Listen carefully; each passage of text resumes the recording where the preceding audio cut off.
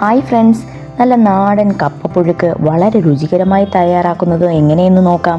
This is Aishwarya. Welcome to taste with ice.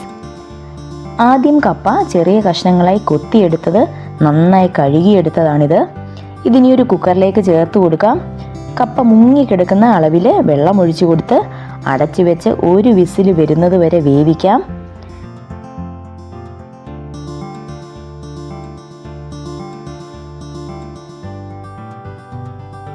ശേഷം അരപ്പ് തയ്യാറാക്കാം.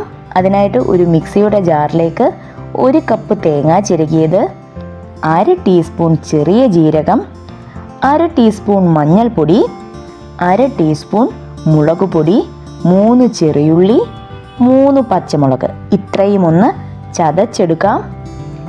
ശേഷം കപ്പയിലെ വെള്ളമെല്ലാം ഊറ്റിക്കളഞ്ഞ് വെച്ചിരിക്കുന്നതാണിത്.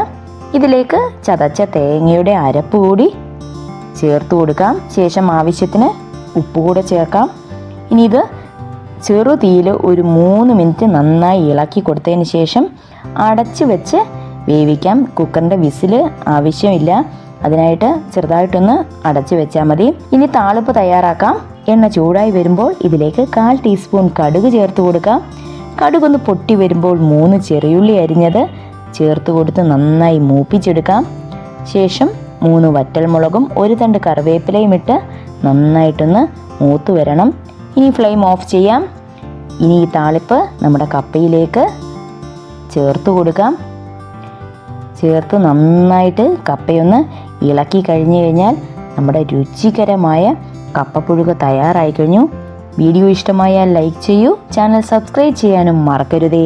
അപ്പോൾ പുതിയൊരു റെസിപ്പിയുമായി വീണ്ടും കാണാം. അതുവരെ ബായ്.